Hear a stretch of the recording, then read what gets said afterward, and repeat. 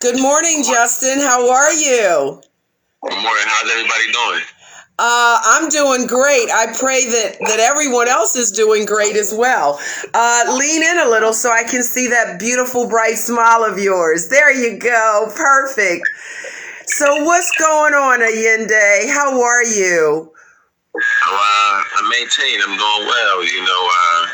Last night I was watching a movie called Judas and the Black Messiah, and it actually shocked me how much that movie resonates still in today's time with what's going on in society today in so many ways. But how does it resonate? Things like the Black Lives Matter movement, people have used that for propaganda, but they try to undermine it in other ways as well.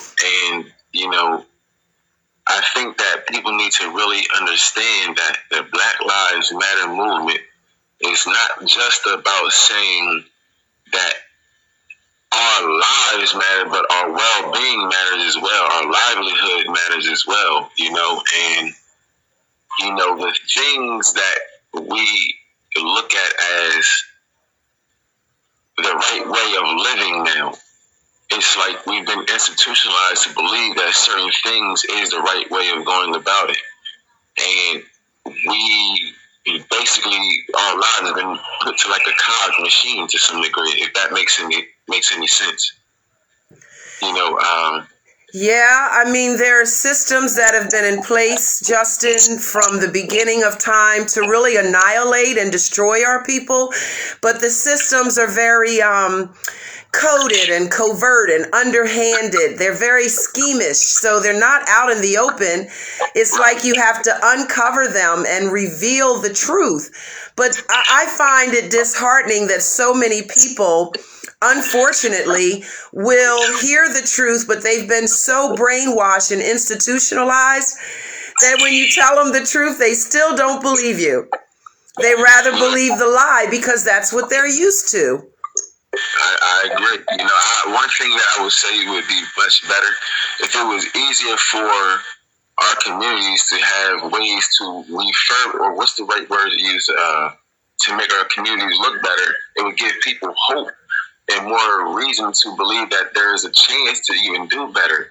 I think that a lot of those youth out there, they look at their community, it looks so beat down, and like there's no hope, there's no way to achieve more, so they become hopeless, and then they start acting hopeless. You understand what I mean? Yeah, I do, but I have to defend a little bit here, because I can say not all over America, but in certain cities here in Wilmington, they have done rebeautification to the neighborhoods, and the kids come along and they just start throwing trash in the street, throw bottles, spitting in the street. It's like they grew up not caring, so they don't care.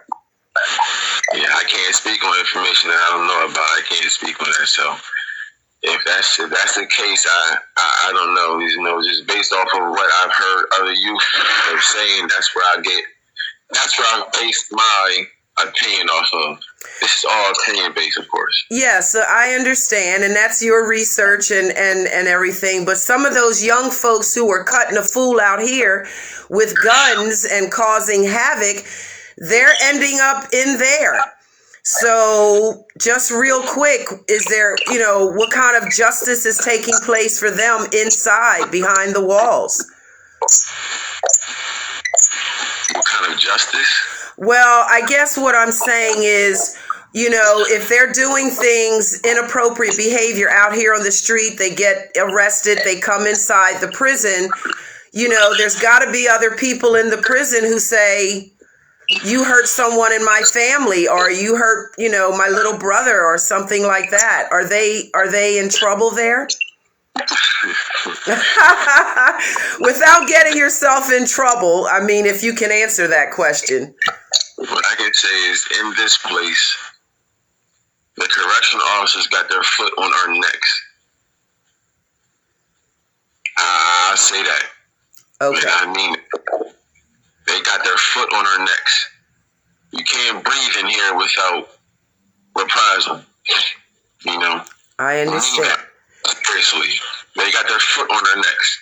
Okay, don't say too much. I don't want you to get into any type of a situation with the correction officers or anyone else. So, yeah. Wow. Wow. So what do you think could be done, if anything, out here? There's so many different opinions. What do people think can be done to stop youth violence and killing?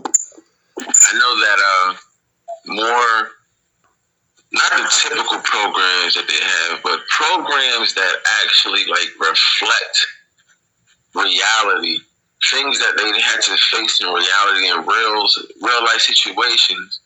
Having a program, they're trying to come up with that, I assume, but we haven't seen it yet. They don't have too many programs or opportunities running here. And they say it's funding. I could have swore there was a budget that they had specifically for that, to help individuals rehabilitate, but they don't really try to help rehabilitate because this is a major industry in Delaware. You take away the prison, there's a lot of jobs tied into it. There's not too many industries in Delaware besides the prison. You got the docks in Wilmington and Amazon, and a few other things. You got the Delaware City refinery, and you got the chicken plants and all that downstate.